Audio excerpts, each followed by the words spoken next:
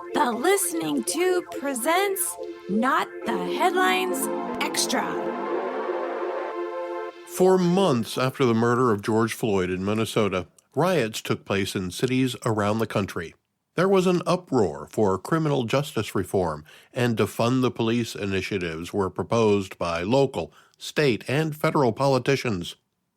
Cities with so-called progressive leaders took the ball and ran with it, enacting relaxed laws for those who commit crimes, not prosecuting the criminals when they were arrested, or simply ignoring laws in an effort to make a point. The point being that law enforcement was abusing its powers, and that those abuses hurt people of color more than anybody. It was therefore justified to strip police of their power and take a more sympathetic approach to civil order. Less than 4 years later, the results are in, and several cities have had a change of heart. A story in USA Today highlights a few of them. It says San Francisco, Washington, D.C., as well as the states of Oregon and Louisiana have all taken steps recently to roll back the soft-on-crime initiatives that took hold since the summer of 2020. Practically all of the places that went soft on crime are now having buyer's remorse. That's because they bought a load of malarkey as a knee-jerk reaction to mob culture. After years of paying for it, progressive lawmakers are finally pulling their heads out of the sand. What did they expect by increasing the severity of crime required to be held responsible?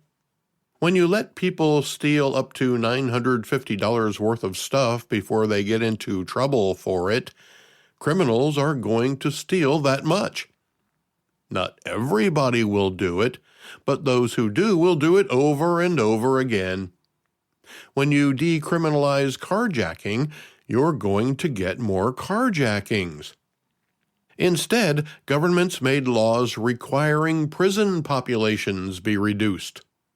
America does put a lot of people in jail, as much if not more than any other country. But that's another byproduct of laws that don't deter crime. The American Civil Liberties Union is against rolling back soft-on-crime policies, calling the rollbacks in Louisiana costly and not likely to reduce crime anytime soon. In Oregon, the story says recriminalizing drug crimes will disproportionately affect Black and Latino people. Why the Statesman Journal said that could be considered insensitive toward people of color, assuming they'll be committing more crimes than white people. But as long as it looks like they're sticking up for Black and brown people, nobody will point that out. Except me, I guess.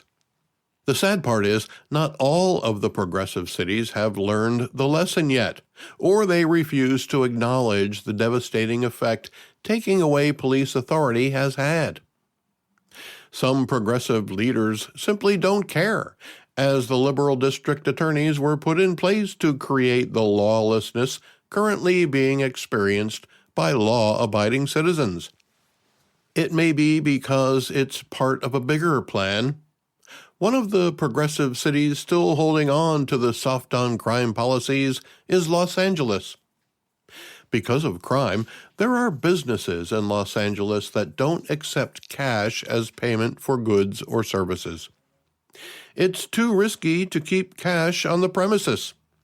The likelihood of getting robbed at gunpoint is so high that it's not worth having any to steal. That means all transactions must take place by debit or credit card.